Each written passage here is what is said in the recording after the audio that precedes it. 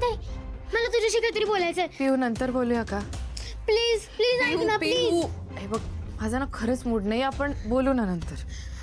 अगं श्रावणी ताई, पण मला तुझ्याबद्दलच बोलायचंय. प्लीज ऐक ना ग. माझ्याबद्दल काय? बाबा असं म्हणत होते की अशी एक गोष्ट आहे जी कोणालाच कळता कामा नाही, आणि तुला तर नाहीच नाही. काका म्हणत होता की मला कळतं का म्हणे. इकडे बस बस, सांग मला काय. हो पण थांब थांब, मी दार लावते.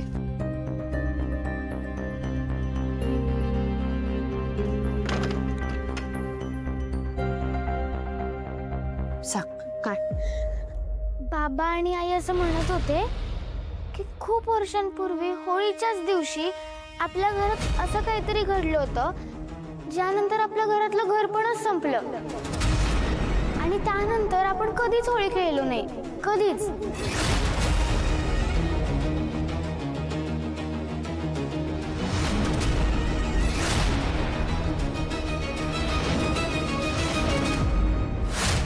पण पिहू, घडलं काय होतं ते सांग. ते मला नाही माहिती, कारण त्या विषयाबद्दल ते दोघं काय बोललंच नाहीत. आता काय झालं होतं ते कसं कळेल मला?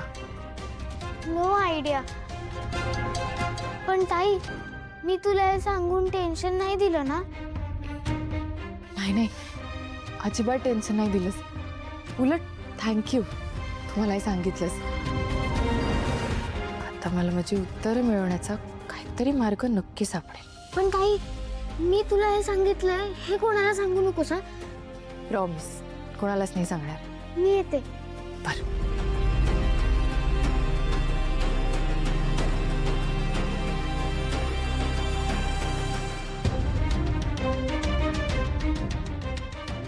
असं काय घडलं असेल होळीच्या दिवशी?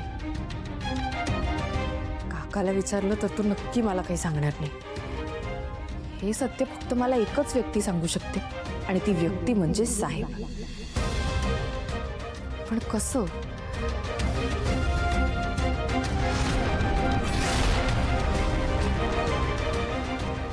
पण यासाठी कोणाची तरी मदत लागेल मला. कोणाची?